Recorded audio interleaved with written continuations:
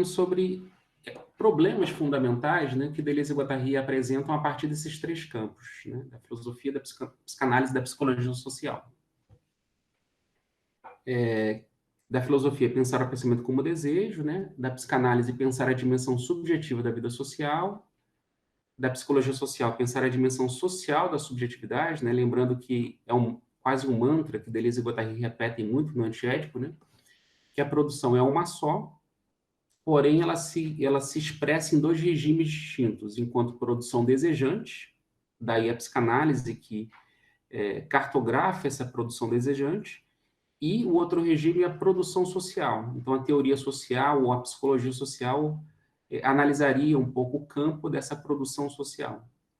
Mas ambas são uma mesma produção, tanto a produção desejante quanto a produção social. Apenas são dois regimes distintos, né? A gente poderia falar, como a gente falou na última aula, né, que a gente pode chamar isso de uma produção do visível, uma produção do invisível, né? Uma produção histórica, uma produção do devir, do inconsciente. E, por fim, o quarto capítulo do Antiético, que é pensar esse desejo, né, imanente de uma produção, tanto subjetiva quanto social. E aí começamos, então, a destrinchar um pouco dessas problemáticas. Então, a aula de hoje vai avançar um pouco nisso, né? A gente falou um pouco sobre o início de alguns problemas no campo da filosofia, né? Ou seja, o que Deleuze e Guattari trazem de novo para o campo da filosofia, com esse livro, né? Com o Antiédipo. A gente vai terminar essa parte da filosofia, falar sobre a parte da psicanálise e da psicologia social. Então, eu vou tentar, na medida do possível, acelerar um pouco, né? Mas, enfim, fiquem à vontade também para perguntarem, né? Para a gente poder conversar. Se a gente não conseguir terminar tudo hoje, a gente termina na aula que vem, para poder falar um pouco mais sobre alguns conceitos clínicos, né, da esquizoanálise.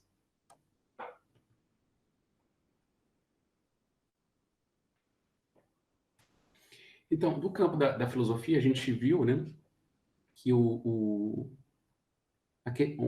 das questões centrais de Deleuze e Guattari no Antiético é pensar o problema do pensamento como produção e não como representação.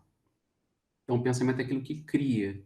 O pensamento é a própria produção, e não alguma coisa que representa algo previamente dado, né? Isso é uma grande mudança, né? Não vou voltar aqui tudo que a gente já discutiu nas últimas aulas, né? Mas isso é uma grande mudança que vai na esteira de autores marginais, né, na história da filosofia, que Deleuze valorizou, que vão criticar toda uma tradição socrática, platônica, aristotélica, que pensa o pensamento como reflexão, como representação, como contemplação de alguma coisa previamente dada. A consequência disso, né, que é o ponto 2, que é pensar, que Deleuze e Guattari propõem, que é pensar o pensamento como desejo. Né? E falávamos também na aula passada o quanto que isso é novo na história da filosofia, ainda que a história da filosofia seja tão antiga, né? É muito novo, né? E muito diferente, né?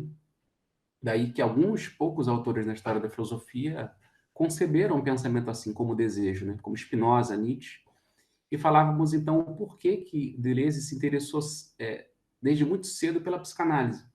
Porque a psicanálise também pensa o pensamento como desejo. O pensamento não é alguma coisa que reflete, que contempla, né? Mas o pensamento é alguma coisa viva, criativa, e que se define como desejo. E que subjacente a isso, né, dessa concepção de pensar o pensamento como desejo, Deleuze e Guattari, então, criticam toda uma tradição, nesse caso bastante moderna, do sujeito soberano, né? Que na psicanálise é o sujeito da consciência, da filosofia moderna. Então, se a psicanálise, nesse ponto, tem um caráter revolucionário de crítica à modernidade, está justamente nessa crítica ao sujeito soberano da modernidade. Né? Aquela ideia que o Freud repete, né? Que o eu não é senhor nem dentro da sua própria casa.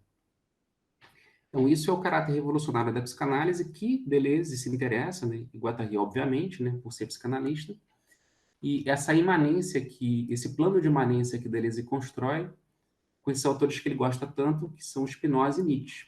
Autores que vão afirmar com todo vigor essa concepção de que o pensamento ele é desejo. Né? Spinoza fala na Ética, né? Que o desejo é a essência do humano. Então, a essência do humano não está na sua racionalidade, né? Mas está no seu desejo. Né? veja que para um autor da filosofia tão rigoroso quanto Spinoza, né, num livro aparentemente tão racionalista, né, que é Ética, é uma afirmação profundamente contra o racionalismo, né? Você dizer que a essência, Sócrates dizia que a essência do humano é a razão. Spinoza vai dizer que a essência do humano é o desejo. Então veja que grande mudança que Spinoza traz, né? Daí a importância da análise dos afetos na ética, né? Há 2 capítulos inteiros da ética, né? O capítulo 3 e 4, que é só uma análise dos afetos. Ou seja, justamente aquilo que a história da filosofia sempre relegou como algo negativo, né? Como algo que deve ser dominado, né? Sempre essa hierarquia entre pensamento e corpo, sendo que a razão tem que dominar os afetos, dominar o corpo, né? Spinoza e Nietzsche fazem essa reversão e isso se encontra, né, conflui com o esforço psicanalítico de Freud e Lacan, mas também de toda a tradição psicanalítica. Bom, a gente parou aí na aula passada, né? Vocês gostariam de perguntar alguma coisa, retomar alguma coisa do que a gente falou da aula passada? Alguma dúvida sobre esses pontos que a gente comentou?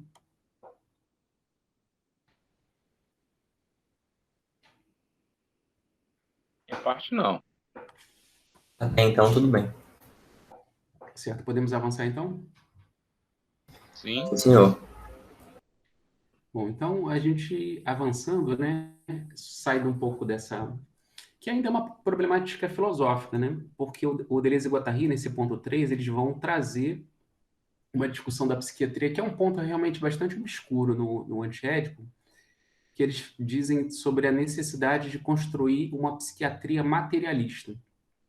É um ponto muito engraçado, né? Porque, bom, eles vão discutir com autores da psiquiatria, vão discutir com Binswanger, vão discutir com autores da fenomenologia na psiquiatria, vão discutir, eles discutem muito ao longo do Antiédipo com Lang e Cooper, né, da antipsiquiatria inglesa, e eles reafirmam isso em alguns momentos do Antiédipo, particularmente no capítulo 1, que ele se propõe a construir uma psiquiatria materialista. Esse é um ponto que traz muitas dúvidas, né? Na época da publicação do Antiédipo, né, o Antiédipo foi um livro muito criticado, né? Foi um livro que vendeu muito no ano de 72, quando foi lançado, foi muito comentado, mas que foi muito criticado, né? O livro do François Dosset, que é um livro que eu recomendo bastante, que é esse livro aqui, Gilles Deleuze e Félix Guattari, Biografia Cruzada, do François Dosset, que está publicada pela editora Artmed, no Brasil. Ele conta histórias... É um livro muito bom, assim, uma biografia muito boa sobre Deleuze e Guattari. E eu gosto muito dos trabalhos do François Dosset porque ele faz biografias intelectuais.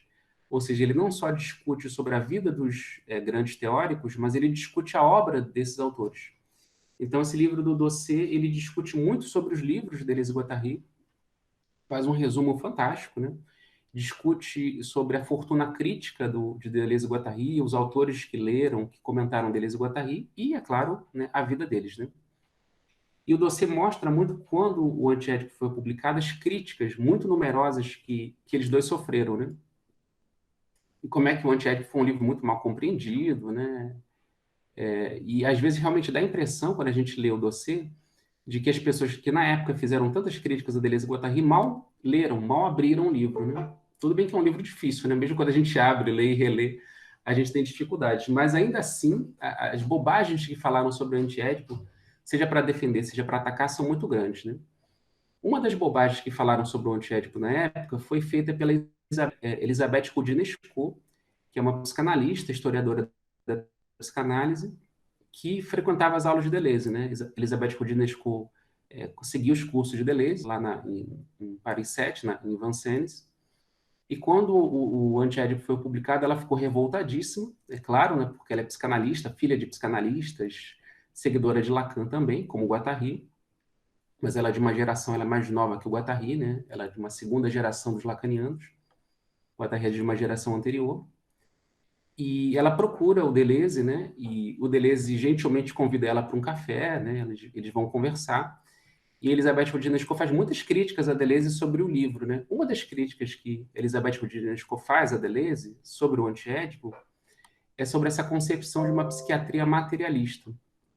Isso é uma coisa que ela repete muito, né, em alguns livros e artigos, quando ela comenta o antiédipo, quando ela comenta o pensamento de Deleuze e Guattari. Segundo ela, né, o Deleuze e Guattari cometem um erro tático nesse livro, no Antiédipo, quando eles afirmam justamente a necessidade de uma psiquiatria materialista. Segundo ela, segundo a Rodine Escot, é um erro tático, porque justamente na década de 70 estava crescendo na França e no mundo, particularmente nos países do primeiro mundo, né, mas no Brasil também chegou muito rápido, em todo mundo se tornou vitoriosa, inclusive essa vertente, de uma psiquiatria biológica, né, de uma psiquiatria que prescinde da psicanálise, que prescinde da clínica psicanalítica, que não escuta mais os pacientes, não se interessa pelos sintomas, mas reduz os sofrimentos das pessoas a síndromes e tenta curar essas síndromes por meio de drogas, né? Então, você transforma os sintomas que são sinais de problemas ou de questões da vida de um sujeito, você transforma isso em apenas síndromes, né? Em apenas problemas comportamentais, afetivos, e você cura isso com medicamentos. Então, na opinião da Elizabeth Roudinesco, quando Deleuze e Guattari, no Antiédipo, defendem uma psiquiatria materialista, eles, no fundo, estão na mesma tecla da psiquiatria biológica. Então, assim, só que assim, essa crítica não tem muito sentido, né? A não ser no significante materialista. Né? Então, quando a Deleuze e Guattari falam de psiquiatria materialista, ela entendeu que Deleuze e Guattari estavam defendendo uma psiquiatria biológica. Então, veja, é um contrassenso completo, né? Que ela diga isso, ou que alguém possa dizer isso, porque quando a gente lê o Antiédipo, em nenhum momento eles ficam defendendo isso. Em nenhum momento eles dizem que os sintomas ou os transtornos mentais são resolvidos por meio de medicamentos, por meio de drogas. Em nenhum momento eles dizem isso. Aliás, a questão das drogas é uma questão muito interessante, né? Porque um dos contrassensos daqueles que, por outro lado, gostaram da publicação do Antiédipo é isso, né? Que eles defendem que as pessoas usem drogas, que as pessoas sejam muito loucas, né? Que eles defendem a esquizofrenia, e não tem nada a ver com isso, né? Então, o que é essa psiquiatria materialista que eles falam, né? Não, então, é o ponto 3 aqui que a gente colocou para conversar, né? Então, Deleuze e Guattari, eles propõem de tomar o problema do delírio esquizoparanoide na psiquiatria, e mais ainda na psicanálise, como analisador da produção e multiplicidade do desejo. Então, a questão não é defender uma psiquiatria biológica, né? E drogas que para curar transtornos mentais, mas é tomar e muito menos defender, né, a esquizofrenia ou a paranoia como um modelo, como um modo de ser ou como um modelo do qual nós deveríamos ser. Embora Deleuze e Guattari transformem, sim, eles se inspiram no modelo esquizofrênico para pensar a subjetividade. Foi aquilo que a gente falou, acho que na nossa primeira aula, né? Mas tudo bem, porque Lacan também já tinha feito isso, né? Lacan já tinha tomado o modelo da paranoia para pensar a subjetividade. Então, Deleuze e Guattari vão para o modelo da esquizofrenia. Mas quando eles vão para o modelo da esquizofrenia, eles não estão dizendo que todo mundo é esquizofrênico e nem estão defendendo que todo mundo se torne esquizofrênico, porque a esquizofrenia é um modelo do qual nós deveríamos ser. Não, é um modelo de leitura. Né? Então, a esquizofrenia torna-se um modelo de leitura da subjetividade. Então, o delírio esquizoparanoide foi uma coisa que foi muito pensado pela Melanie Klein, né? No livro do Deleuze e Lógica do Sentido, as últimas séries de Lógica do Sentido são uma discussão com Melanie Klein e com Lacan, onde Deleuze se inspira nas concepções da Melanie Klein da formação esquizoparanoide para pensar a subjetividade. Então, quando se vai para o delírio esquizoparanoide, né, você vai para um território não edipiano, ou um território onde o Édipo é bem menos pregnante.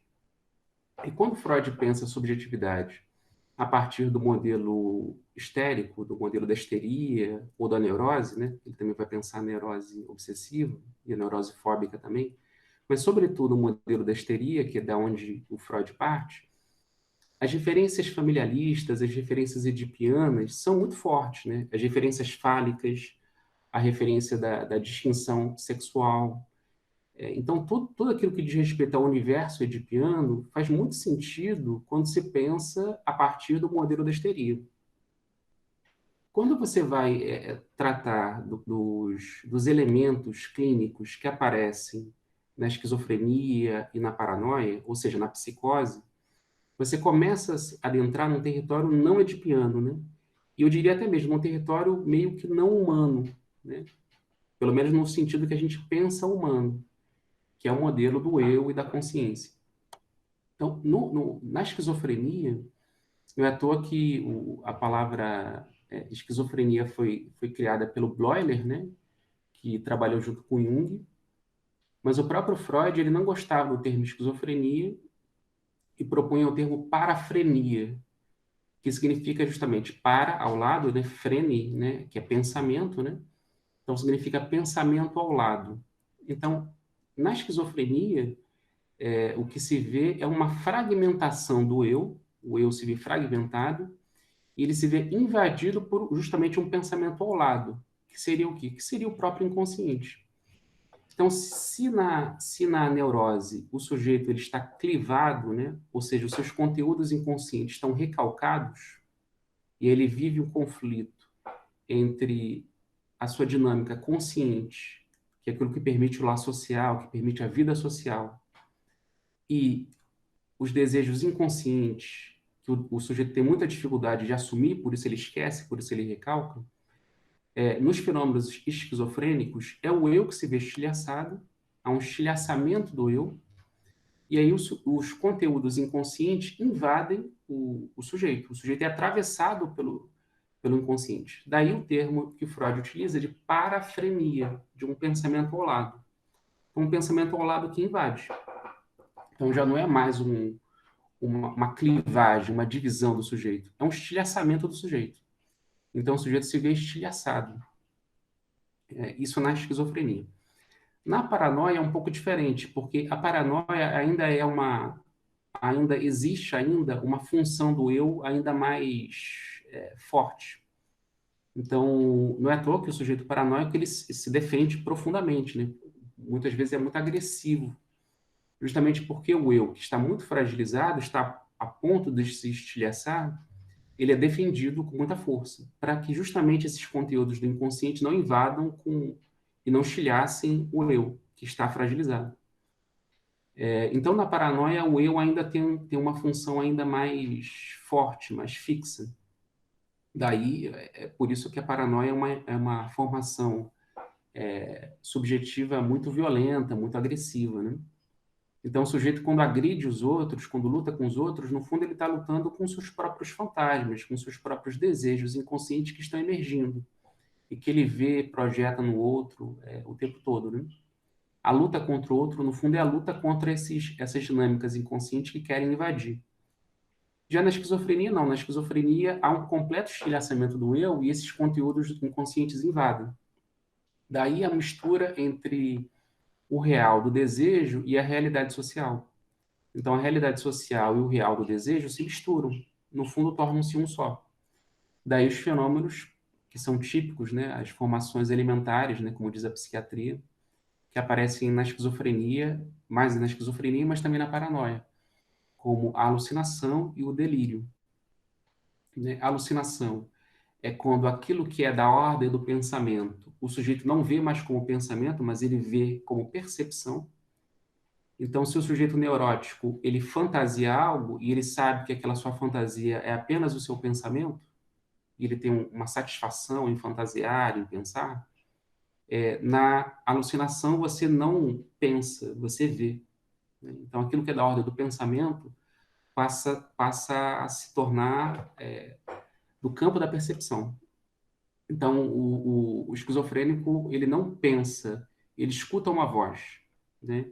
Se o sujeito neurótico, ele escuta uma voz, né, ele pensa, e ele acha que o pensamento é da sua cabeça, um esquizofrênico numa situação de alucinação, ele escuta uma voz, ele sente que a voz vem de fora. Então, aquilo que para o neurótico é um pensamento na cabeça, para o esquizofrênico é uma voz oriunda do fora. Alguém quer fazer alguma pergunta? Levantou a mão? Oi, professor, você está me ouvindo?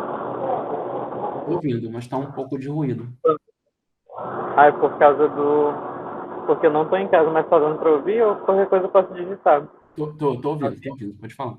Ah, é porque o senhor falou, né, dessa questão do esquizofrênico, de ele ter, de o inconsciente ficar ali ao lado. Então, essa voz que ele escuta seria o inconsciente falando para ele, quando ele alucina, quando ele tem essa alucinação auditiva?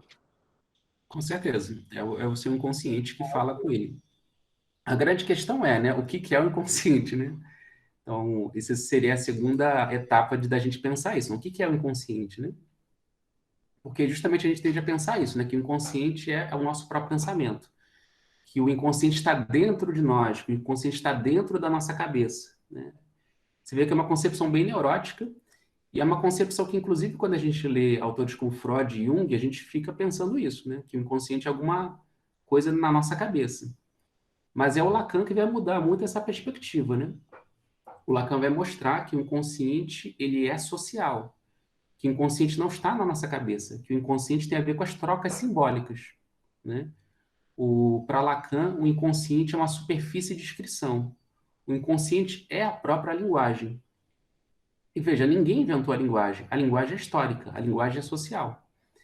Então, nós é que somos afetados pela linguagem. Não somos nós que criamos a linguagem, é a linguagem que nos cria. Então, você vê, como Lacan ele se inspira na paranoia, ele começa, ele é psiquiatra, diferente de Freud. Então, ele trabalha desde estudante em asilos, com paranoicos, com esquizofrênicos. O Lacan teve um contato direto com a formação esquizoparanoide. Então, antes de ser psicanalista, Lacan era psiquiatra. Quando, então, ele vai estudar, ele então, é influenciado por Freud, e vai fazer a leitura dele de Freud, posteriormente, muito influenciado pelo Lévi-Strauss, pela antropologia estrutural do Lévi-Strauss, né? E pela linguística do Jacobson, que também influenciou muito o Lévi-Strauss. E aí o Lacan vai ter uma sacada genial, né? Aí o Lacan vai perceber que o inconsciente, ele tem a ver com regras de troca, né? De como é que você relaciona as coisas, né? Então, a linguagem não é exatamente as coisas, mas é o que se diz das coisas. E a linguagem é aquilo que vem de fora e que nos afeta. A linguagem, então, são as regras que presidem os corpos sociais, na vida social. Então, a linguagem tem as suas regras, a linguagem se articula por meio de significantes, né? Não vou aqui aprofundar na teoria do Lacan, mas só para dizer, né, que é a linguagem que está no fora, a linguagem é o fora, e a linguagem, então, nos afeta, nós somos afetados pela linguagem. É por isso que o Lacan vai dizer, por exemplo, que o significante mortifica o corpo. É uma definição muito interessante do Lacan para dizer que isso, que a linguagem mata o corpo, que a linguagem recorta o corpo. Todo o corpo ele é meio que recortado pela linguagem. Então Lacan vai dizer que os significantes eles recortam as bordas do corpo, o olho, o ouvido, os órgãos genitais, o ânus, né, e por aí vai, para mostrar isso, né, como é que a linguagem faz o corpo gozar por um lado, mas que também promove uma perda de gozo. Enfim, isso iria longe com Lacan. Mas o que eu estou querendo dizer é o seguinte, que a linguagem é o fórum, e que a linguagem não está dentro da nossa cabeça. Pelo contrário, é a nossa cabeça que é feita pela linguagem. Linguagem que é social, que é histórica, e que preside a vida humana. Então, de certa maneira, lacanianamente, nós teríamos que dizer, o neurótico que pensa e que acha que o seu pensamento está na sua cabeça, ele está errado. Mais correto está o psicótico, né, o esquizofrênico, o paranoico, quando acha que o pensamento vem de fora. É ele que tem razão. Então, o neurótico, ele recalca o fato de que o pensamento vem de fora. Porque tudo que você pensa que está na sua cabeça, você leu em algum lugar, escutou de algum lugar, viu em algum lugar, né? Tudo que é subjetivo vem da objetividade. Não há nada que esteja em nós que não tenha vindo de fora. Então isso no Lacan é muito pregnante, né? Mas também na Melanie Klein, né? Essa ideia de que a esquizofrenia e a paranoia, né, explicam explicam a própria neurose, né? Bom, mas assim, a gente pode tecer uma série de considerações sobre isso, né? Por que que então todo mundo não delira? Por que que todo mundo não... Quer dizer, delirar, talvez todo mundo delire sim, pelo menos é a posição de Deleuze e Guattari. Mas a gente poderia pensar assim, por que que todo mundo não alucina? Por que que a gente não vê os nossos pensamentos? Por que que em vez de eu pensar num tigre, eu não vejo o tigre na minha frente? Né? Essa é a diferença entre a alucinação e o pensamento. Uma coisa é você pensar num tigre, outra coisa é você ver o tigre do lado de fora. Por que que isso não acontece? Bom, tem uma série de explicações para isso, né? Eu particularmente gosto muito da explicação de um autor, de um filósofo, na verdade, que é o Bergson, né? Que o Bergson diz que o corpo ele precisa recalcar as lembranças, né? Para que a gente possa viver na vida de vigília, né? Então, qual é a diferença entre alucinar um tigre e pensar e lembrar de um tigre? Bom, a diferença é que você precisa separar a diferença entre pensamento e percepção para poder agir na vida real, né? Imagina um caçador na selva, se ele o tempo todo que pensasse, tivesse medo de encontrar uma onça na mata, ele visse a onça, alucinasse a onça. Ele não ia conseguir caçar, não ia conseguir viver. Então, nosso corpo precisa separar a percepção da lembrança. Ou, como diz o Bergson, o virtual e o atual. O virtual são as lembranças e o atual são as percepções.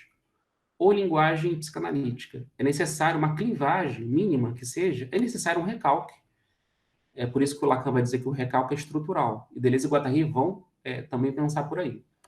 O recalque é estrutural. O que é estrutural no recalque? É necessário separar o que é da ordem da lembrança e o que é da ordem da percepção. Porque se você mistura lembrança e percepção, você não vai conseguir viver. Então, por isso que o recalque ele é estrutural. Então, isso que Lacan pensava, que Bergson pensa de uma outra forma, né, como eu estou dizendo para vocês, o Deleuze e o Guattari vão concordar que é necessário uma separação entre o virtual e o atual, ou entre consciente e inconsciente. O que não significa que o inconsciente seja alguma coisa que nós inventamos, muito pelo contrário. O inconsciente é aquilo que vem de fora pela linguagem que nos marca. Luciana levantou a mão?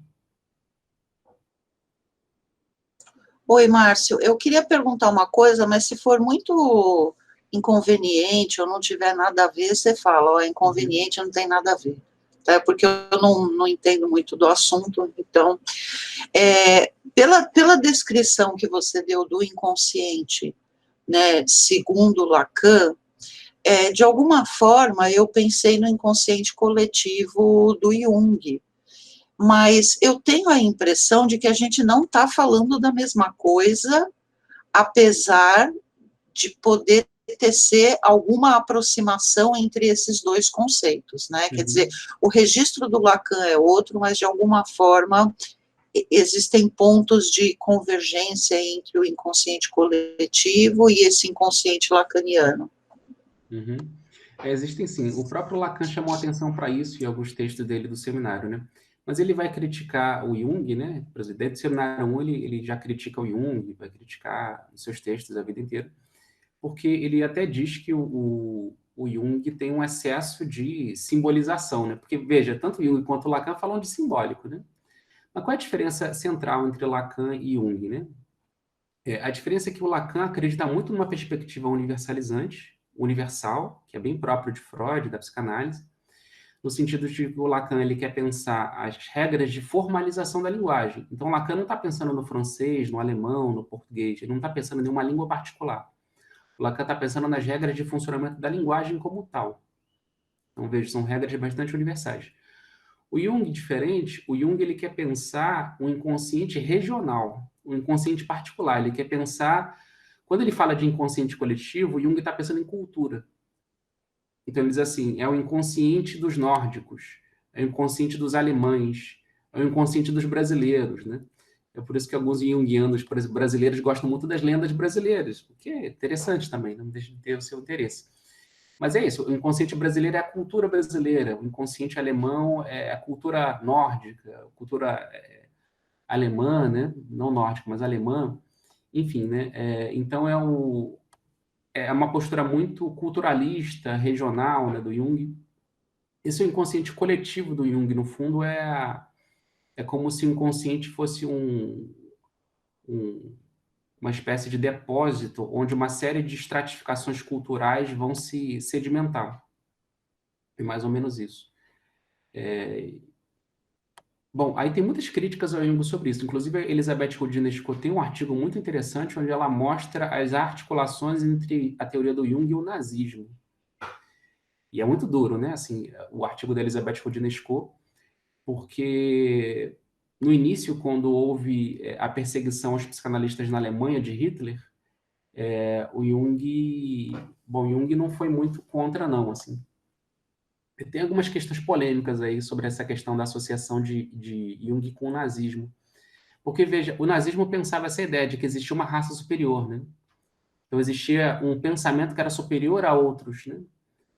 E quando Jung vai pensar esse inconsciente muito cultural, regional, é como se, isso diz a Elizabeth Rodines-Coe, ela tem alguma razão, pelo menos ela argumenta bem nesse sentido, que é como se Jung também desse algum tipo de razão para esse pensamento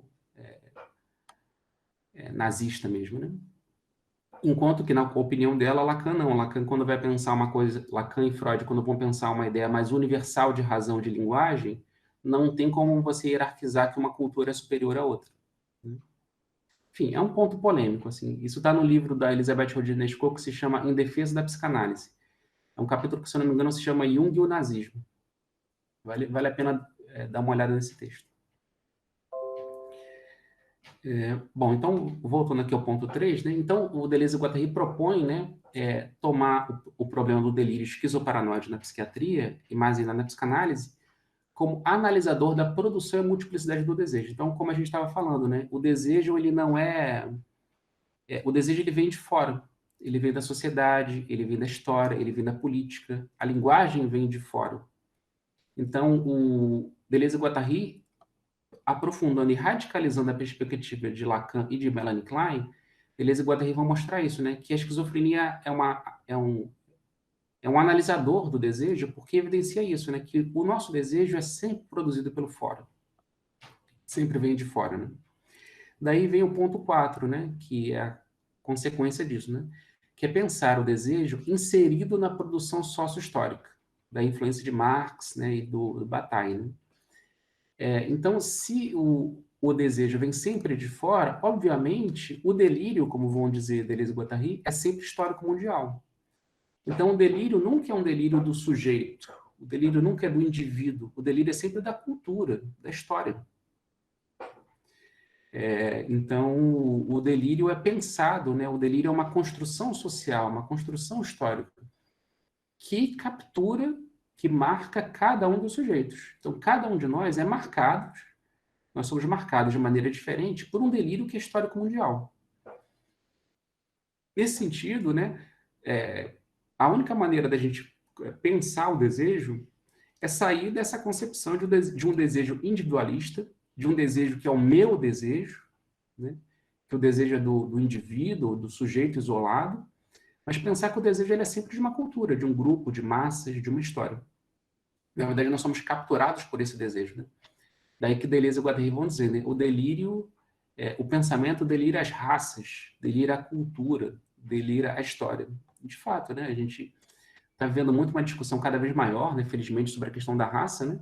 Porque é isso, né? Negros, brancos, indígenas, asiáticos são capturados pelo delírio sócio-histórico de maneiras diferentes.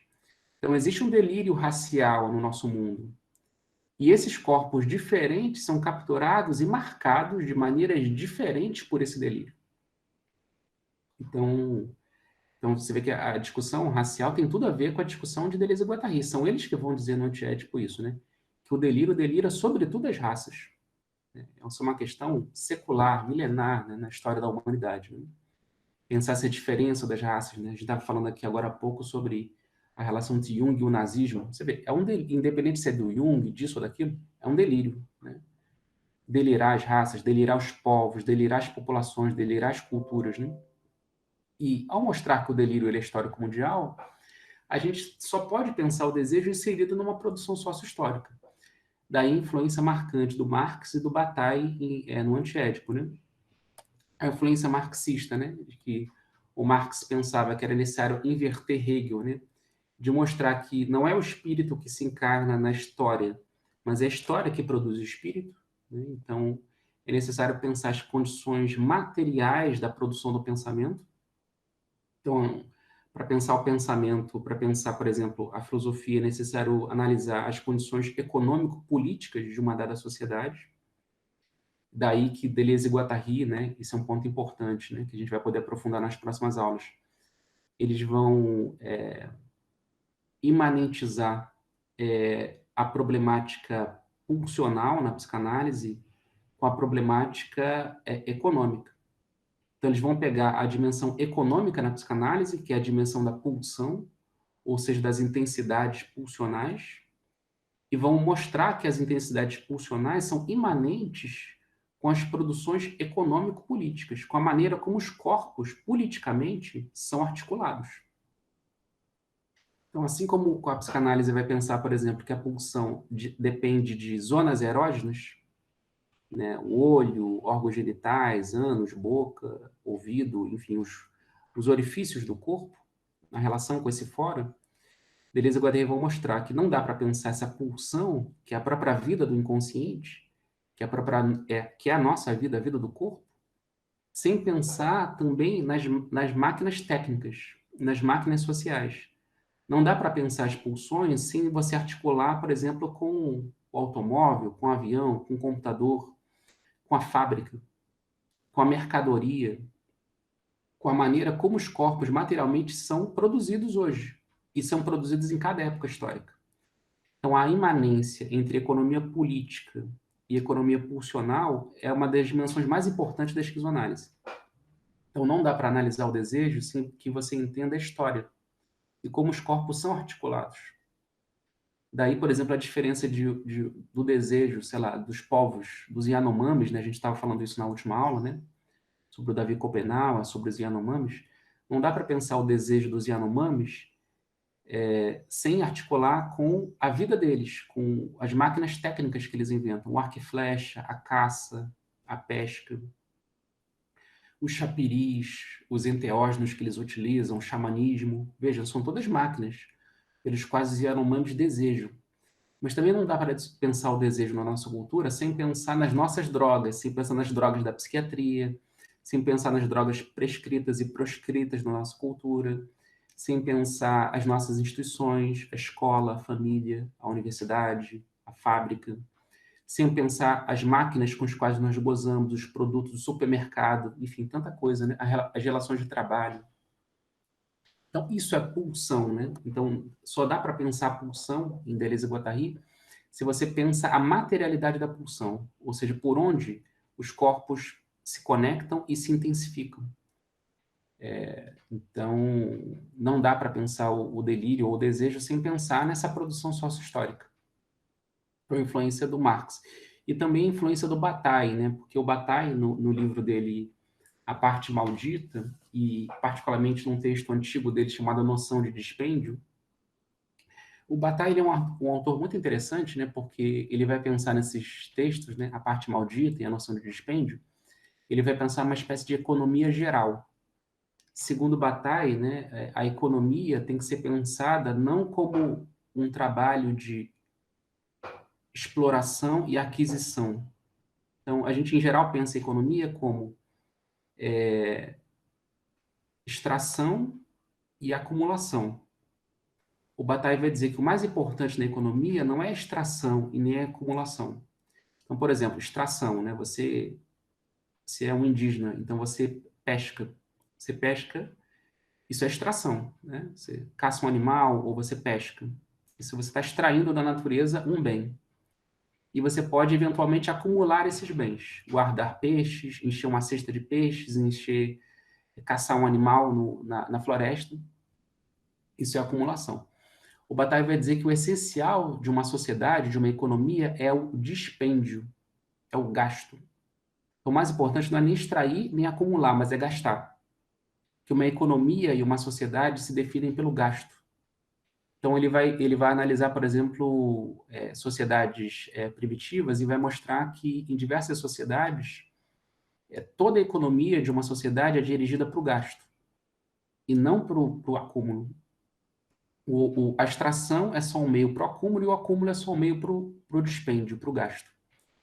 Então, ele vai mostrar que o próprio da economia é gastar, né? Então, sociedades primitivas, por exemplo, que se acumula muitos bens para depois você fazer uma grande festa onde você vai dar tudo, assim, hoje você vai fazer uma grande festa onde você vai gastar muito. E aí ele mostra isso em sociedades primitivas ou mesmo em sociedades mais desenvolvidas no sentido material, né? Por exemplo, sociedades egípcias, né? Onde você gasta muito para se construir pirâmides enormes, né? E a gente tem até essa expressão, né? Obra faraônica, né? Parece que é uma obra que não serve para nada. Mas o Bataille vai dizer, sim, serve, porque o mais importante numa sociedade, de uma economia, é gastar. Ou seja, o mais importante é aquilo que não serve para nada, simplesmente gastar.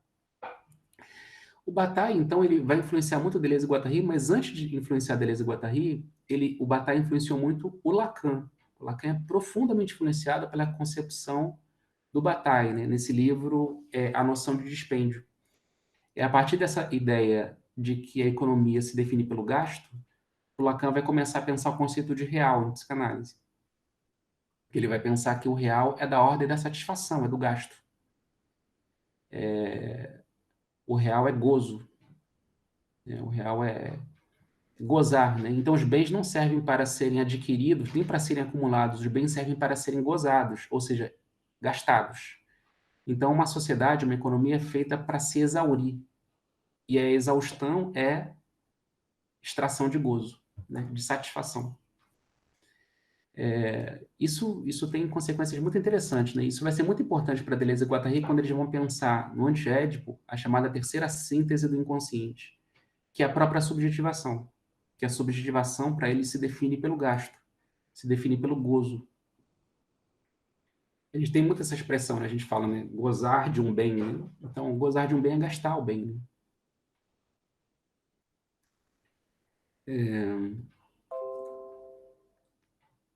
E só para concluir nessa questão do Bataille, né? Essa pequena nota, né? O Bataille, então, ele vai tentar construir nesses dois textos uma espécie de economia geral que, curiosamente, tem uma raiz meio delirante, que é muito interessante. Ele vai dizer que a economia geral se define, se inspira no Sol. Muito interessante, né? Ele vai dizer que o Sol é a base da economia, e de fato, né, nós sabemos hoje, a física, a biologia, que toda a energia do nosso planeta vem do Sol. Então, toda a vida do nosso planeta, toda a nossa energia vem do Sol. E o Sol, então, é um objeto, uma entidade, enfim, né, a nossa estrela, que só gasta. O que é próprio do Sol é o gasto. O Sol gasta-se. E ele se doa, né? Então, é isso que o Bataille vai tentar mostrar, né? Que a economia é feita pelo dom. Então, tudo na economia é o dom. Então, é como se todo o modelo da economia, de uma economia geral, fosse o gasto, o dom. Gastar-se, doar-se, exaurir-se.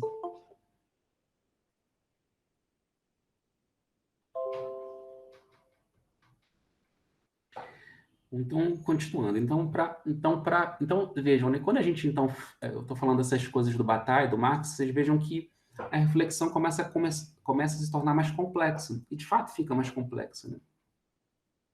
Mas essa complexidade de pensar o desejo sempre agenciado pela história, pela cultura, é uma maneira justamente da gente sair de concepções reificantes da subjetividade, onde se pensa uma subjetividade separada do quê? Do corpo.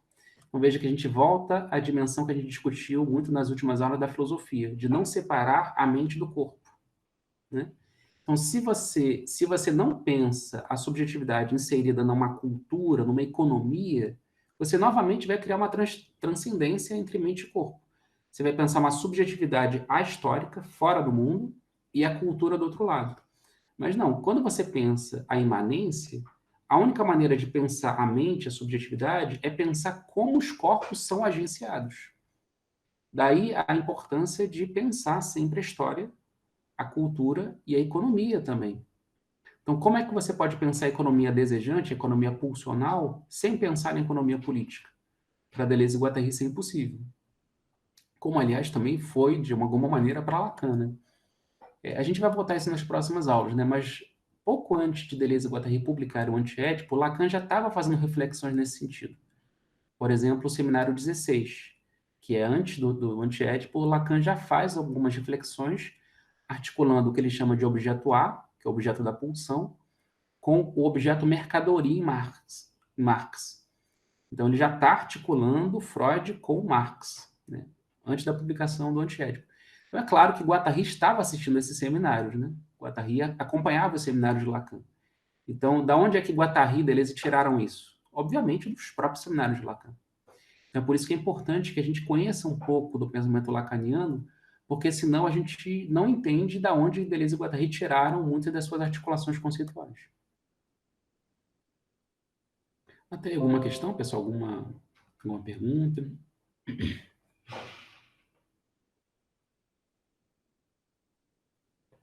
Bom, e continuando, né, no ponto 5, né? Então, aquela ideia que eu falei para vocês, né? Construir uma psiquiatria materialista, que nada tem a ver com psiquiatria biológica, tá? Não tem nada a ver. Então, materialista nesse sentido de Marx e Bataille, tá? Então, nesse sentido que eu falei, de união entre uma economia pulsional e de uma economia política, de uma economia desejante e de uma economia política, né? Pensar a materialidade do desejo. Então, construir uma psiquiatria materialista ou uma produção que seja ao mesmo tempo social e desejante. Então, é uma produção que produz ao mesmo tempo o objeto e o sujeito.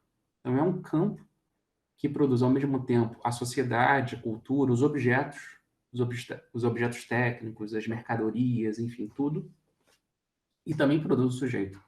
É aquilo que o Deleuze vai chamar, né, nos livros anteriores ao encontro dele com Guattari, de empirismo transcendental. Transcendental é uma palavra que vem do Kant, né, que significa condição de possibilidade.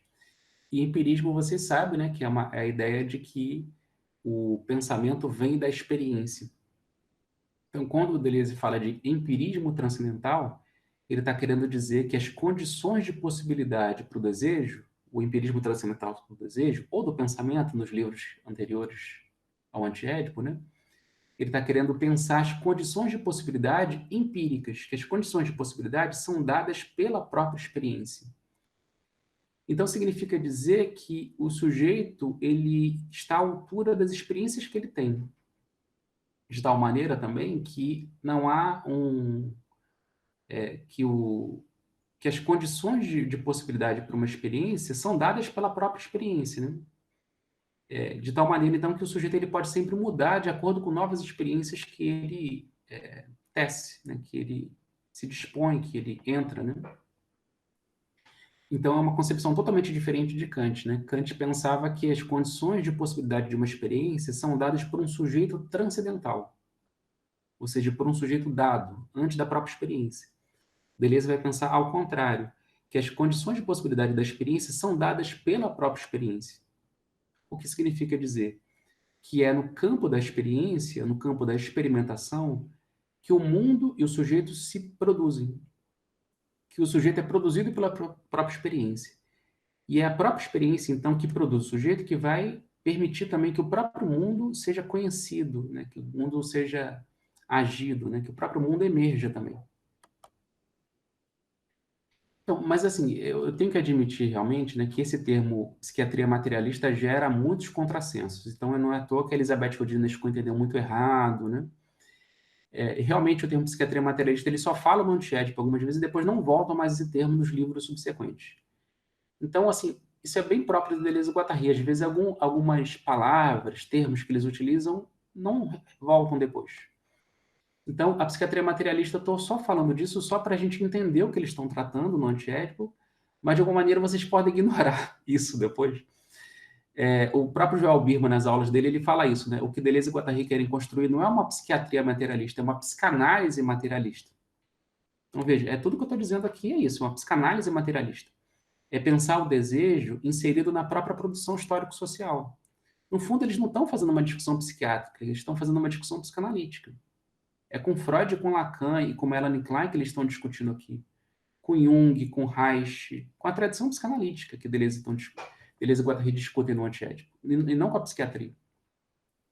Então, não é uma psiquiatria materialista que eles estão construindo no Antiédipo, é uma psicanálise materialista. É bastante diferente. Bom, e aí falando da psicanálise, né, a gente entra nesse ponto 6, né?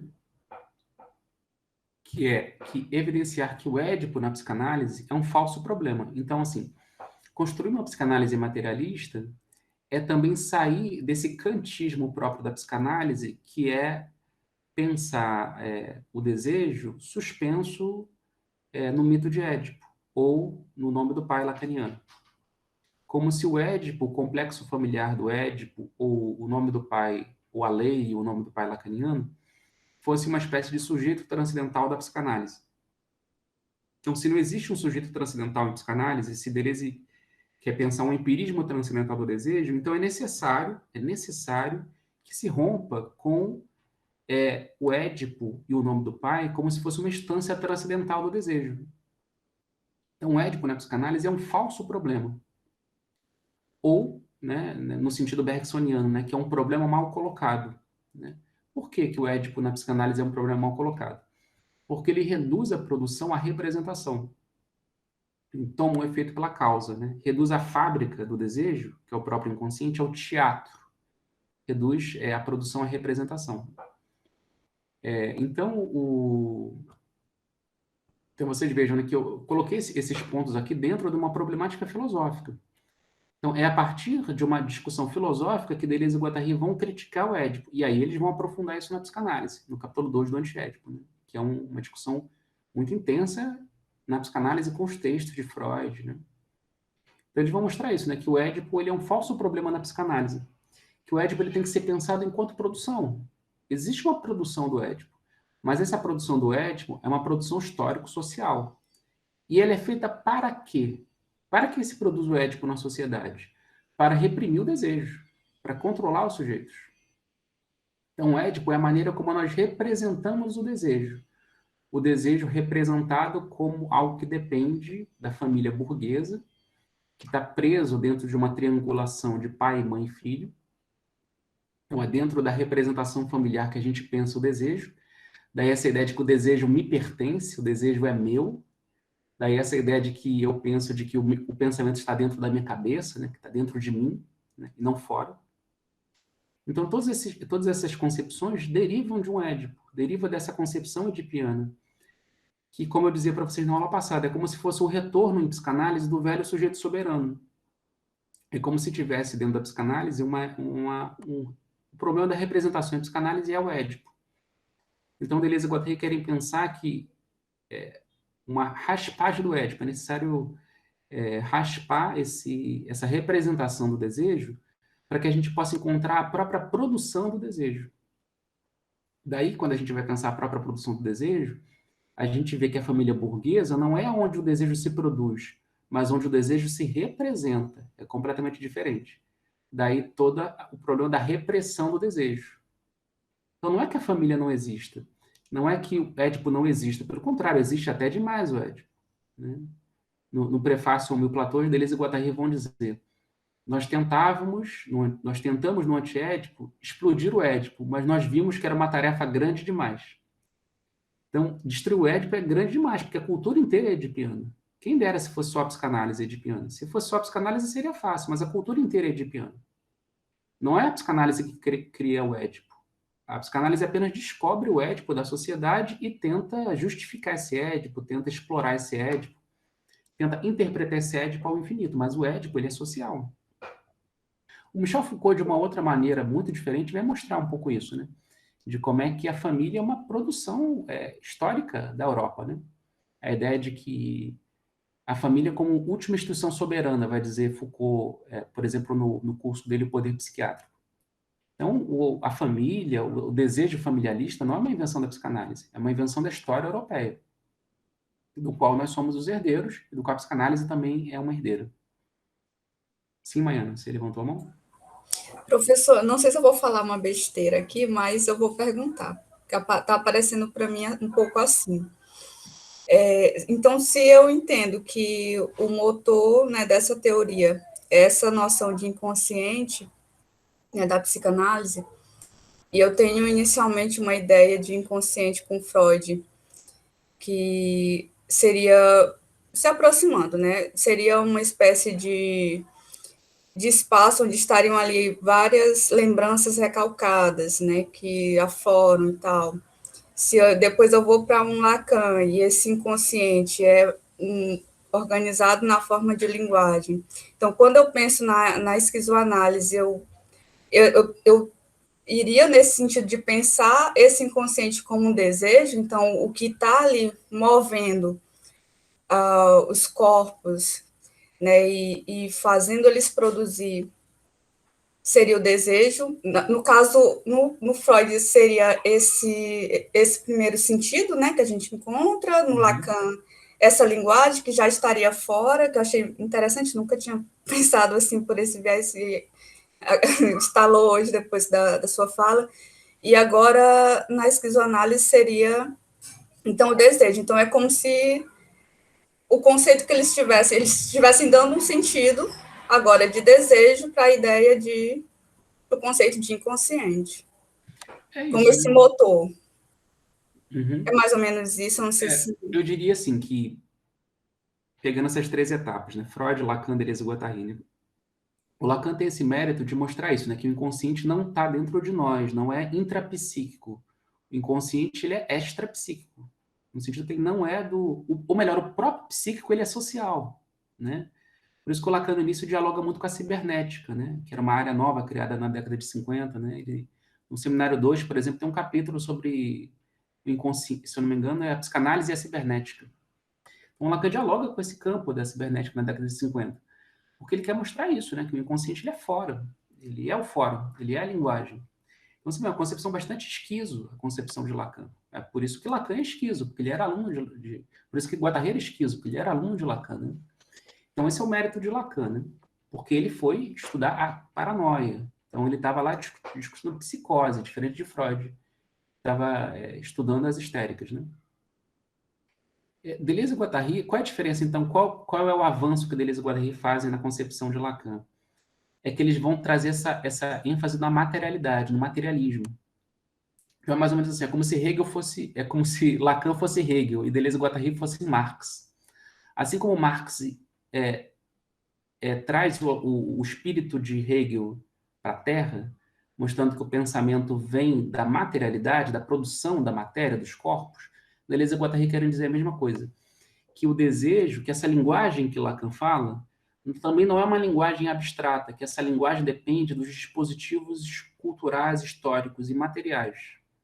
Por exemplo, que a família não é só uma estrutura de linguagem, a família é uma estrutura material, que tem uma relação com o Estado, que tem uma relação com a religião, que ela se modificou ao longo do tempo. A família burguesa é uma criação do capitalismo, né? Não existe família burguesa sem a mudança econômica da transição do feudalismo para o capitalismo, né? Quando as pessoas são obrigadas a sair do campo e vão para as cidades, elas precisam ser isoladas dentro de casas, apartamentos.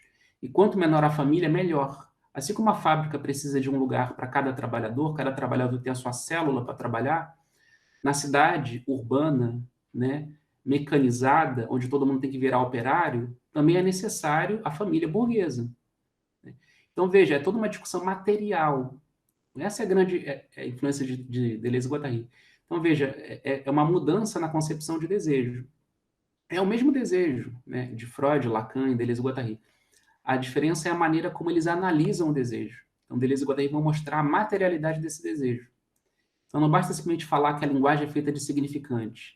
É necessário mostrar que a linguagem é feita de um agenciamento coletivo de enunciação, como eles vão dizer.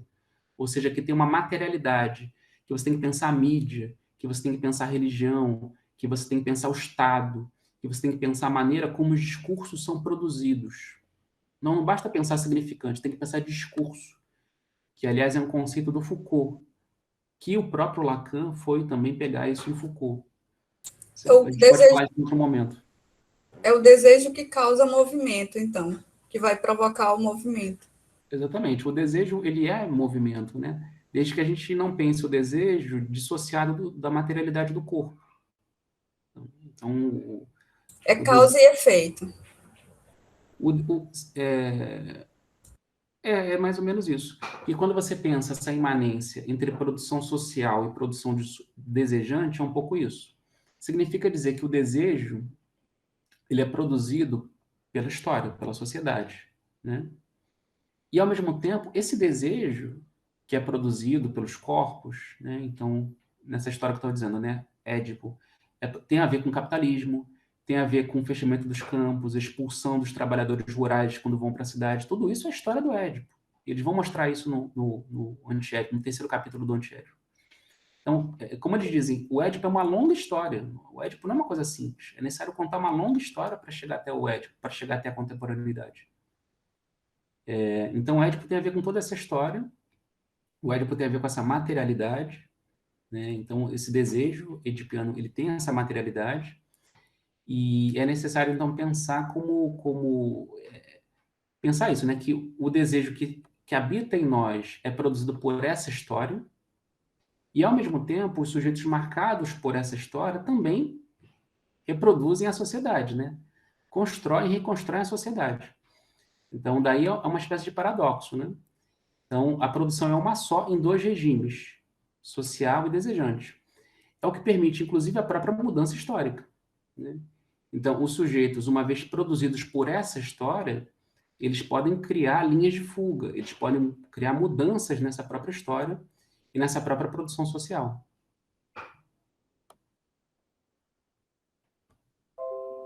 Não sei se eu respondi, Maia, na sua questão. Sim, obrigada.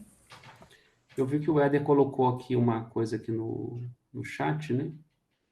O Éder escreveu aqui, Márcio, quanto à psiquiatria materialista, parece ser mais uma indicação programática de uma psiquiatria imanente a ser feita ao lado desta psicanálise materialista. Fez os livros de Antônio Moura. Você tinha comentado sobre isso um tempo atrás, né? Exploram clinicamente as ideias deixadas abertas na perspectiva esquizoanalítica para a psiquiatria. Eu acho que é por aí, Éder. Eu não conheço esse livro do Antônio Moura, não. Mas pelo que você comentou lá no grupo de esquizoanálise, lá do WhatsApp, eu acho que é um pouco por aí, né? É um trabalho a ser explorado, né? Quem dera se Deleuze e Guattari tivessem feito tudo, né? Muito pelo contrário, né? Deleuze e Guattari dão indicações para a gente continuar o trabalho, né? Continuar cartografando um pouco dessa produção do desejo, né? Por isso que eu mencionei Foucault aqui, né? Foucault é alguém que, nos seus estudos, nas suas pesquisas, analisa profundamente isso, né? A produção desse desejo, inclusive desse desejo edipiano, né? De uma maneira um pouco diferente de Deleuze e Guattari, né? Mas confluem para os esforços de Deleuze e Guattari. Então, concluindo aqui, né, nesse ponto 7, né, a esquizoanálise como raspagem do Édipo na psicanálise, né? Então, é necessário superar esse sujeito transcendental da psicanálise, que é o próprio Édipo, né? Como se o Édipo explicasse tudo, na verdade é o contrário, né? É o Édipo que tem que ser explicado. Então, o Édipo é uma espécie de universal na psicanálise, né? Então, não é o Édipo que explica as coisas, é ele que tem que ser explicado. Então, a esquizoanálise tenta raspar esse Édipo da psicanálise, da teoria social e da política e do pensamento em geral, né? É aquilo que eu falava, né? Que é livrar-se do sujeito soberano em psicanálise, na teoria política e na filosofia também. Bom, então, avançando aqui, tentando ser ainda mais rápido, né? Que é um pouco de uma... Então, se essas são as questões filosóficas que Deleuze e Guattari trazem, isso, obviamente, tem ressonâncias, né, e consequências na psicanálise. Então, quais outras questões, né, importantes, problematizações, né, problemáticas, né, que Deleuze e Guattari trazem no Antiético para a psicanálise? Então, como eu falei, que a gente vai retomar nas próximas aulas, né? Promover uma transformação estrutural da psicanálise lacaniana a partir do registro do real, para desestruturar a fantasia simbólico-imaginária dos próprios psicanalistas, tomando como analisador o delírio na esquizofrenia. Então, o que isso quer dizer, né? Primeiro, né, que Deleuze e Guattari falam naquela entrevista que eu passei para vocês, né, que entrevistou sobre o Antiético, que eles não acreditam na categoria de simbólico e de imaginário. Eles pensam tudo pelo real. Então, o Lacan diz, né, que o principal conceito que ele criou em psicanálise é essa ideia dos 3 registros psíquicos: simbólico, imaginário e real. De fato, me parece, né, na minha leitura de Lacan, que isso é uma derivação da leitura que o Lacan fez na adolescência do Spinoza, né? O Spinoza falava de 3 gêneros de conhecimento: imaginação, razão e ciência intuitiva. O Lacan, então, ele vai pensar isso psiquicamente na psicanálise, né? Ele vai falar do imaginário, que é quando o psíquico ele é marcado pelas imagens, né? Ele vai associar isso muito com a dimensão animal da subjetividade, o fato de que nós somos animais marcados por imagens, e a imagem não é apenas imagem visual, mas também a imagem acústica, né? Os sons, imagens táteis, né? Quando a gente toca nas coisas, a gente cria uma imagem tátil, né? Então, os 5 sentidos são constituídos por imagens. E as imagens é o efeito do encontro de corpos. É a definição que o Spinoza dá do imaginário, né? Da imaginação, desculpe. Isso é muito próximo, quase idêntico à concepção do Lacan. A diferença é que o Lacan vai articular isso com outros autores, com o Exclu, né? Com a etologia, com o Vallon, né? E o Lacan vai articular com vários autores. Mas a concepção me parece que os três registros psíquicos de Lacan vêm dos 3 gêneros de conhecimento do Spinoza. O imaginário, então, né, isso que vem do encontro dos corpos. A razão que o Spinoza vai definir como relação entre 2 ou mais corpos. Então, veja, a razão não é o corpo, a razão é a relação entre os corpos. Lacan vai definir o simbólico como aquilo que articula pelo menos 2 significantes, como aquilo que articula um S1 e um S2.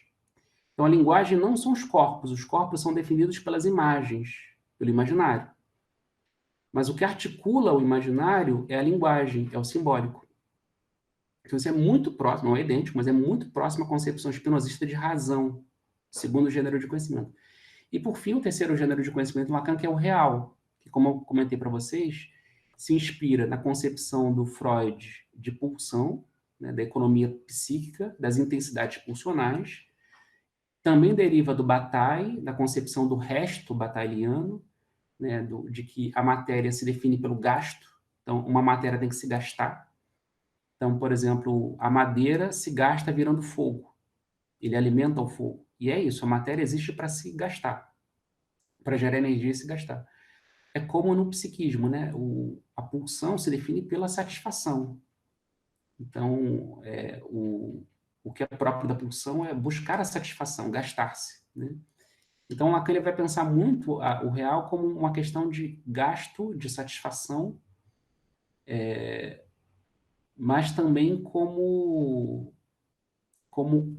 a dimensão dos afetos originários, né? Que é uma coisa que em psicanálise, porque veja, o real em psicanálise lacaniana é muito mal descrito, né? É muito mal trabalhado, né? Os psicanalistas em geral lacanianos, quando vão falar de real, eles só falam do real em categorias negativas, né?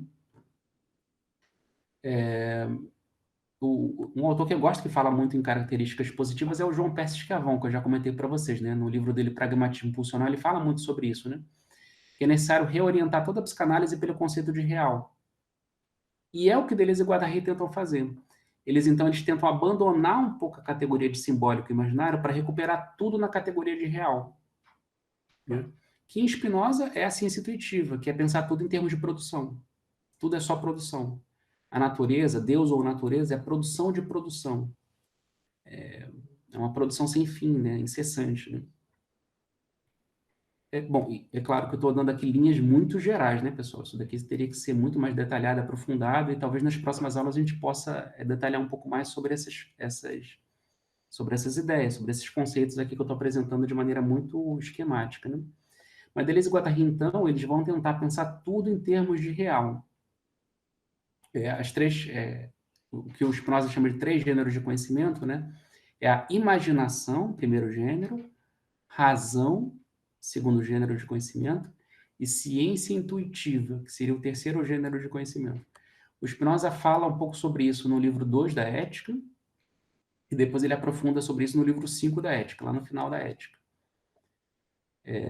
E o Lacan leu muito Spinoza na adolescência, né? Me parece que ele recalca um pouco essa influência depois, mas que isso reaparece nisso que ele chama de a grande descoberta dele, que é a descoberta dos 3 registros psíquicos. Real, simbólico e imaginário. Ele diz que é a grande descoberta dele. Então, o principal conceito lacaniano é pensar a subjetividade por meio de 3 registros. Então, para mim, a influência espinosista aí é muito evidente, né? Mas, é claro, o difícil é porque Lacan dialoga isso com vários outros autores, né? Como, aliás, fazem também Deleuze e Guattari. Bom, mas Deleuze e Guattari, então, eles querem pensar tudo a partir do real.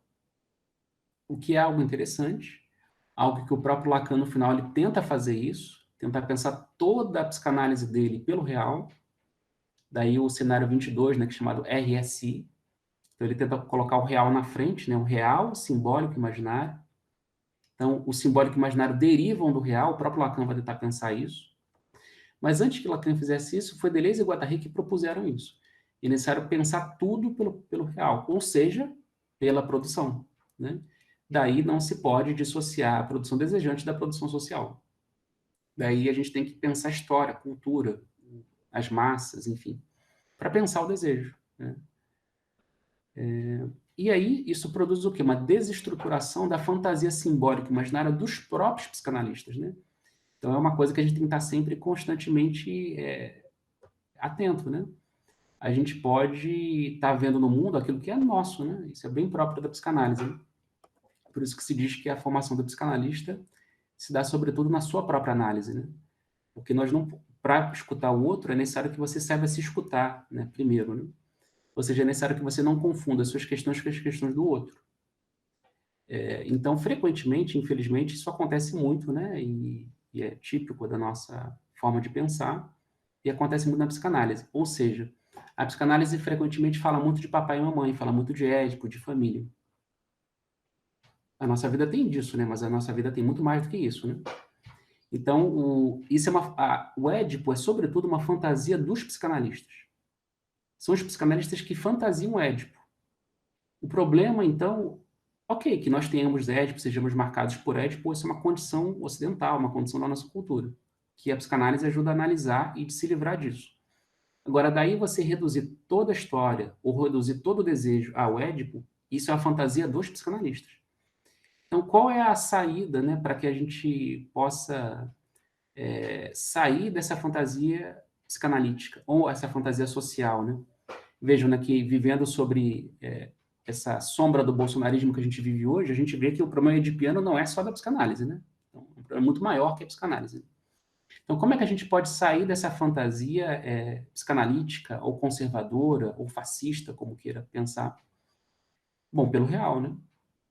E pelo um delírio histórico-social, né? Pela produção histórica social, pelo real, pela materialidade dos corpos, como os corpos se produzem no tempo, na história, né? E tomando como analisador o delírio na esquizofrenia. Então, a gente vai poder voltar a isso nas próximas aulas, né? Então, né, raspar o Édipo da psicanálise, aí nesse caso da psicanálise, né, tornar a psicanálise imanente às produções sociais, que é uma coisa que, felizmente, cada vez mais os psicanalistas têm feito, né? Então, pensar a psicanálise junto com as produções sociais, né? Então, é num momento como esse que a gente vive essa sombra neofascista no Brasil e no mundo, que, felizmente, os psicanalistas também estão acordando. Então, cada vez mais pensando o desejo em imanência com as produções sociais. Então, vejam que nos últimos anos, nunca vi os psicanalistas do Brasil tão progressistas, né? Então, você vê que um momento sombrio e conservador como esse no Brasil está fazendo com que os psicanalistas se tornem cada vez mais progressistas. E frequentemente eu estou lendo artigos e livros de psicanalistas que parecem livros de esquizonalistas, né? Porque eles estão cada vez mais pensando essa imanência, né, do desejo e da produção social. Então, sair desse reducionismo da fantasia edipiana para analisar o delírio, né, ou como dizem Deleuze, né, o romance, né? Então, no fundo, o delírio, a gente pode pensar isso pela literatura, né, como vai pensar Deleuze. Um outro nome para o delírio é o romance. Então, o delírio é o nome psiquiátrico, digamos assim, dessa problemática. Mas o nome literário disso é o romance, né? Então, são as histórias do mundo, né? O desejo, basicamente, o desejo é feito de histórias, né? Então, é o romance, né? Que, filosoficamente, é o que Deleuze vai chamar de acontecimento. Que o grande livro do acontecimento em Deleuze, que ele mais discute a noção de acontecimento, é a lógica do sentido, né? Então, é pensar o delírio, o romance, o acontecimento como um movimento histórico mundial, né? E pensar, né, os agenciamentos singulares, né, desse movimento, né? Então, todo o detalhamento de como isso é feito, né?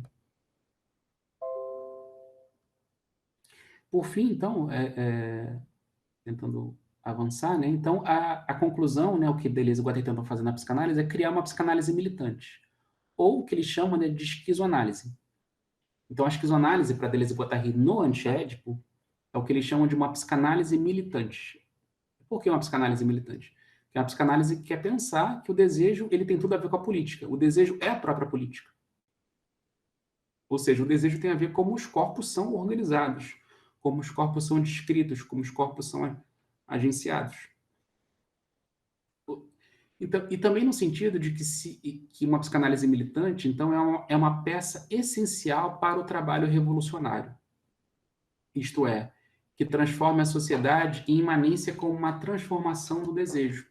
Então, não adianta você tentar fazer a revolução tomando a máquina do Estado, né, como os militantes marxistas tentavam fazer no passado, né? Não adianta você tomar o aparelho do Estado se você não muda as pessoas, porque os corpos dos sujeitos, o desejo, ele é algo material. Então, não basta você simplesmente tomar o Estado, tomar o poder, né? Como se o poder estivesse em algum lugar, né? O poder está nas nossas relações, o poder é o próprio desejo, o desejo, ele é o poder. Então, é necessário mudar o desejo, como o desejo circula numa dada sociedade.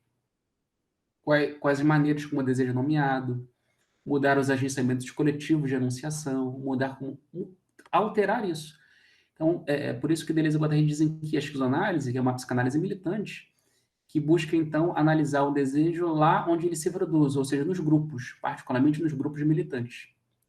Mas não significa dizer que a esquizoanálise também não é uma ferramenta clínica de escuta individual. É claro que é, porque Guattari praticou a psicanálise a vida inteira. Porque para Deleuze e Guattari, cada indivíduo já é um grupo, cada sujeito já é feito de multiplicidades. Radicalizando essa concepção lacaniana, né? Cada um de nós traz o delírio do mundo dentro de si. Cada um de nós ressoa as vozes do mundo inteiro. As vozes do mundo, né, se ecoam em nós, né? Nós também reproduzimos e recriamos as vozes do mundo, né? Então, cada um de nós é uma multiplicidade. Então, uma esquizoanálise seja uma peça essencial para o trabalho revolucionário. Então, o que eles propõem é uma coisa, por um lado, parece humilde, mas é muito radical, né? É uma peça essencial para o trabalho revolucionário. Ou seja, que transforma a sociedade em imanência como uma transformação do desejo. Queria até ler aqui uma parte do Antiédipo, né, que está na página 113 do Antiédipo, que eles dizem assim, né, lá para o final da página 113, nessa edição da editora 34 do Antiédipo. Deleuze e Guattari dizem assim: a esquizoanálise não se propõe a resolver o Édipo, não pretende resolvê-lo melhor do que a psicanálise edipiana. Ela se propõe desidipianizar o inconsciente para chegar aos verdadeiros problemas. Ela se propõe atingir essas regiões do inconsciente órfão, precisamente para além de aí onde o problema nem pode ser levantado. Consequentemente, não compartilhamos o pessimismo que consiste em crer que essa mudança, libertação, é da psicanálise. Ao contrário, a possibilidade de uma subversão interna incansável do aparelho mais, para tanto as condições atualmente dadas. Então, veja, no momento como a gente vive hoje no Brasil, nesse momento dessa sombra fascista, né, é perfeito o que eles dizem, né? Porque é necessário... a análise do desejo é fundamental, né? Porque se a gente não mudar o desejo que circula numa sociedade, a sociedade jamais vai mudar. E o fascismo vai sempre retornar, sempre retornar. E, Márcio, desculpa, essa citação foi do Antiédipo com a página que falhou muito. E eu não peguei. 113. 103. Eu nunca esqueço dessa página porque me lembra o PT, 113. Mas enfim, a página 113 nessa edição, né, da editora 34.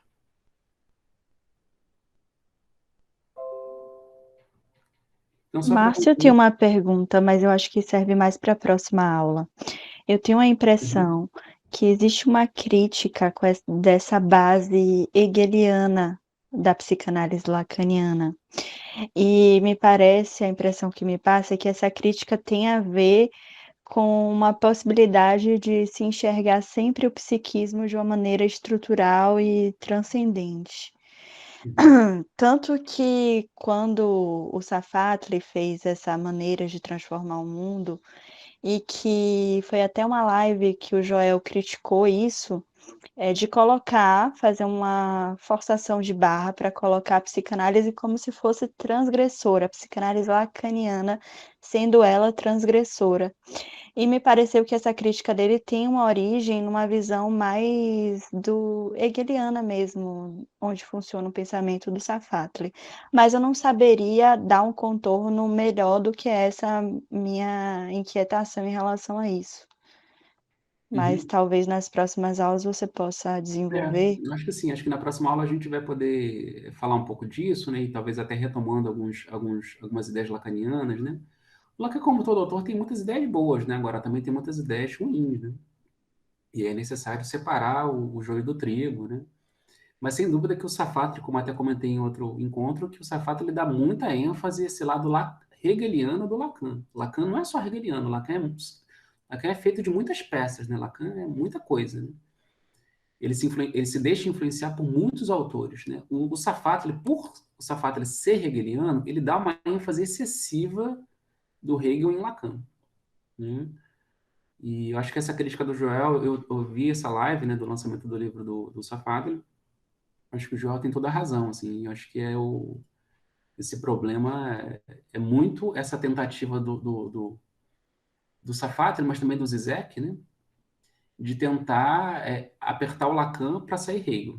Eu acho que isso é muito complicado, né? Acho que o Lacan tem muitas influências, não só Hegel. Certo. Bom, pessoal, então a gente vai ficar por aqui hoje, tá? Falta só, para terminar essa parte do antiético, só esse pequeno ponto sobre a psicologia social, mas eu retomo isso na aula que vem, então, e no encontro que vem a gente discute. Então, aí no encontro que vem eu quero terminar essa parte, tá? Que eu vou tentar falar rapidamente, acho que no máximo 20, 30 minutos essa última parte da psicologia social. E a gente, então, vai poder discutir mais aprofundadamente alguns conceitos, né? Não que a gente não esteja falando aqui de conceitos, estamos, mas tentar aprofundar um pouco mais alguns conceitos do Deleuze e Guattari. Então, discutir um pouco sobre essa transformação estrutural da psicanálise lacaniana, né? Então, a gente vai poder falar um pouco mais sobre esse texto do Deleuze de Claire-Parny, né? Da psicanálise morta-análise, do Diálogos. E também discutir um pouco mais sobre essa relação também entre Lacan e o Deleuze e Guattari. Tá bom? Valeu, pessoal. Obrigado a vocês, tá? Até semana que vem. Um abraço. Obrigado, professor. Um bom resto de semana para vocês, pessoal. Boa semana. Obrigada, boa semana, gente.